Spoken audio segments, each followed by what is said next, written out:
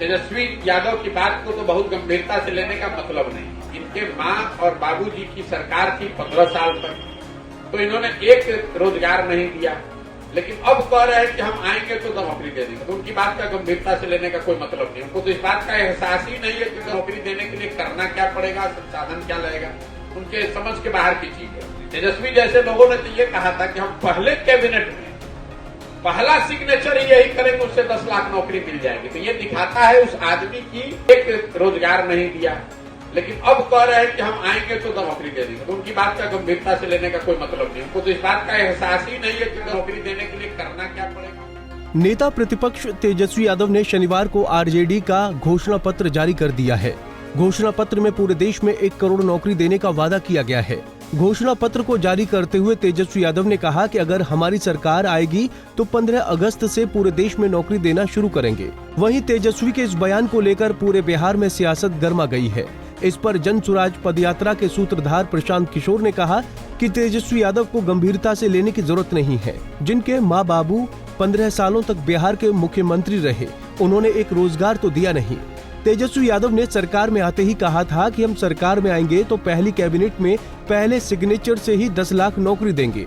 ये तेजस्वी की अज्ञानता को दिखाता है कि यदि आप 10 लाख नौकरी दे रहे हैं तो पहली कैबिनेट में एक सिग्नेचर करके कैसे 10 लाख नौकरी दे देंगे। पीके ने तंज कसते हुए आगे कहा कि अगर आप मुख्यमंत्री के लड़के होते हुए भी 10वीं पास नहीं कर पाए हैं तो आपको कलम चलाना कितना आता होगा, इस बात से ही अंदाजा लगाया जा सकता है। तेजस्वी यादव की बात को तो बहुत गंभीरता से लेने का मतलब नहीं, क्योंकि ये लोग तो कुछ भी कह सकते हैं। जिस पार्टी की सरकार, इनके माँ और बाबूजी की सरकार थी 15 साल तक, तो इन्होंने एक रोजगार नहीं दिया, लेकिन अब कह रहे हैं कि हम आएंगे तो नौकरी दे देंगे। तो उनकी बात का गंभीरता से लेने का कोई मतलब नहीं। उनको तो इस बात का एहसास ही नहीं है कि नौकरी देने के लिए करना क्या पड़ेगा, संसाधन क्या लगेगा, उनके समझ के बाहर की चीज है। कितने लोगों को नौकरी मिली, आप बताइए, आप तो पत्रकार हैं, कितने लोग हैं जिनको सरकारी नौकरी मिली है? तेजस्वी जैसे लोगों ने तो ये कहा था कि हम पहले कैबिनेट में पहला सिग्नेचर यही करेंगे, उससे 10 लाख नौकरी मिल जाएगी। तो ये दिखाता है उस आदमी की अज्ञानता कि अगर आपके पास 10 लाख नौकरी देनी है तो भी आप एक कैबिनेट में एक साइन करके कैसे 10 लाख नौकरी दे देंगे? आपके बाबूजी का कोई राजतंत्र थोड़े ना है। इसके लिए व्यवस्था है, क्राइटेरिया है, जो पद होने चाहिए, पद का सृजन होना चाहिए, पद पर बहाली की प्रक्रिया है।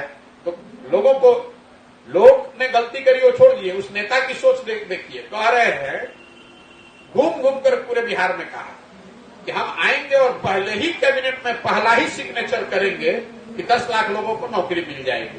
तो जब आप 10वीं पास नहीं हैं, मुख्यमंत्री के लड़के होते हुए भी, तो आपको कलम चलाने कितना आता है वो तो इसी से दिख रहा है। बता दें कि आरजेडी ने अपने घोषणा पत्र को परिवर्तन पत्र का नाम दिया है, जिसमें देश की जनता के लिए 24 वचन हैं, जिनकी जानकारी देते हुए तेजस्वी यादव ने बताया कि अगर इंडिया अलायंस की सरकार बनती है तो पूरे देश में 1 करोड़ लोगों को सरकारी नौकरी दी जाएगी। आगामी रक्षाबंधन से देश की गरीब महिलाओं को 1 लाख रुपए प्रति वर्ष की सहायता मिलेगी। 500 रुपए गैस सिलेंडर का दाम पूरे देश में कर दिया जाएगा।